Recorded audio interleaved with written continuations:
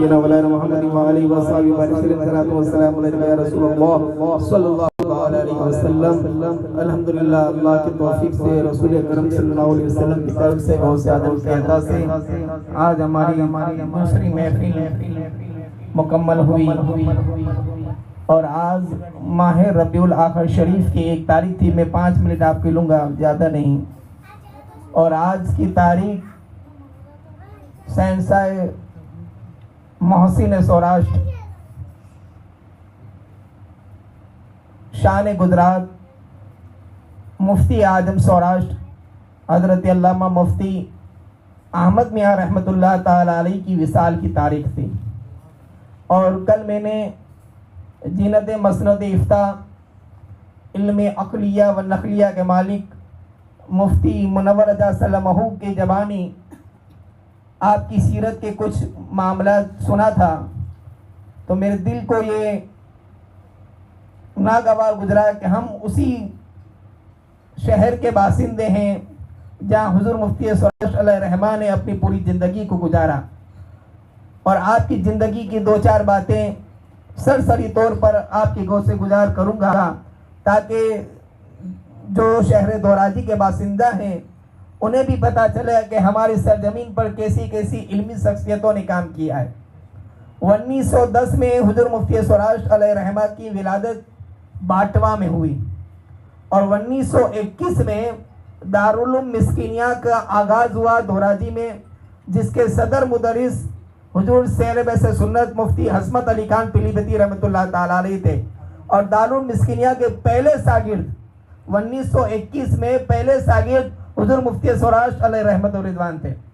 और 1921 से लेकर आपने 1930 तक मिस्किनिया में तालीम हासिल की।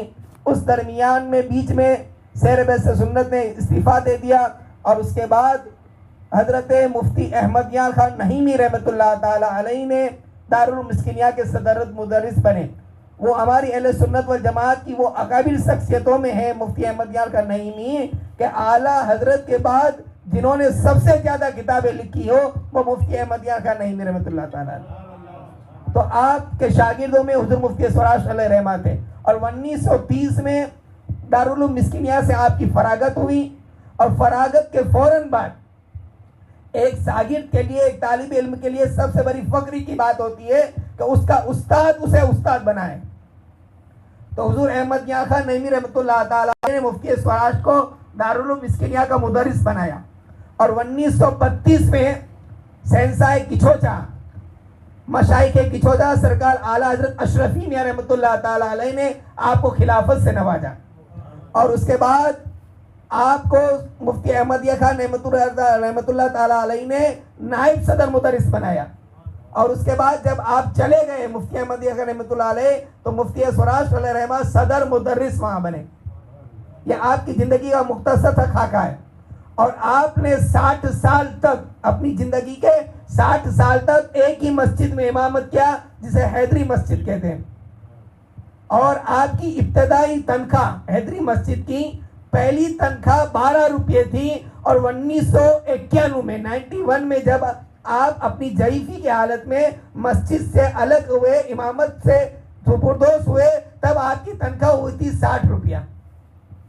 यानी पूरे 60 साल में 48 रुपये तनख्वाह में इजाफा हुआ था। कोई मुतालबा नहीं किया था उस वक्त। और दारुल उलूम मिस्किनिया में फिर एक ऐसा मामला आया, कुछ हालात नागवार गुजरे, तो दारुल उलूम मिस्किनिया बंद हुआ। तो हाजी वली सेठ कुंडा ने, जो आज लड़कियों का आज बोर्डिंग है, यतीम खाना है, बोर्डिंग के अंदर एक मदरसा खोला अरबिया कादरिया। वहाँ पे मुफ्ती सौराष्ट्र अलैहिर्रहमा तालीम देने के लिए बच्चों को ख्वाजा साहब के मैदान से चल के वहाँ जाते थे 2 टाइम। और उसके बाद तालीम देने के लिए बच्चों शागिर्दों के लिए आपने साइकिल सीखा। और सुन्नत रसूल के ऐसे पाबंद थे कि सुन्नत रसूल के नियत से आपने एक बकरी भी पाली थी। तो वहाँ आपकी तनख्वाह थी 225 रुपये। तो एक मरतबा हाजी वली सेठ हमेशा आते रहते थे, मुफ्ती साहब को देखते थे और पूछते थे कि कुछ काम काज है क्या। एक मरतबा आपने पूछा कि मुफ्ती साहब कुछ काम है, तो आपने कहा हाँ मुझे काम है आपसे।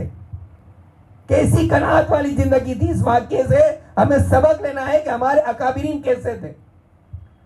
आपने कहा मुझसे, कहा मैं कहा क्या है, कहा आप मुझे 225 रुपया तनख्वाह देते हो, ये महीने से मैं 225 रुपया नहीं लूंगा। तो हाजी वली सेठ ने समझे कि आप तनख्वाह बढ़ाने की बात कर रहे हैं। कहा मुफ्ती साहब आप कहिए कितनी आपको तनख्वाह होना। तो कहा मैं बढ़ाने की बात नहीं कर रहा हूं, मैं 2 महीने से अपने घर का पूरे महीने का खर्चा का हिसाब निकाला तो 165 रुपये खर्चा होता है। आने वाले महीने से आप मुझे 165 रुपये तनख्वाह देना। इतना बड़ा वली कामिल, ऐसा कौन मर्द कलंदर होगा जो तनख्वाह कम करने की बात कर रहा हो। आज 100 रुपये नजराना कम मिल जाए तो शिकायत करते हैं। वो खुद फरमाते हैं कि मेरी तनख्वाह कम कर दो, 165 रुपये मेरे घर का खर्चा है। ऐसी अकाबिर शख्सियत आपका विसाल 1994 में दौराजी की सरजमीन पर हुआ और जुम्मे का दिन था, सुबह 11 बजे आपका विसाल हुआ। जो जुम्मे की नमाज के बाद आपके चेहरे मुबारक का दीदार कराया गया और उसके बाद नमाज असर ख्वाजा साहब के वसी मैदान में कसीर तादाद के अंदर आपकी नजामान जनाजा हुई और बादला शाह बाबा के कब्रिस्तान में आपको सुपुर्द खाक किया गया और आपकी नमाज जनाजा हुजूर अशरफुल फुकहा मुफ्ती मुजीब अशरफ साहब अलैहि रहमतुर रिज़वान ने पढ़ाई। अल्लाह तबारक व तआला हमें हमारे अकाबिरीन के नक्शे कदम पर चलने की तौफीक रफीक अता फरमाए। व सल्लल्लाहु तआला अला खैरिल खल्क़ि व नूर अर्शी मुहम्मदी व आलिहि व सहाबी अजमईन।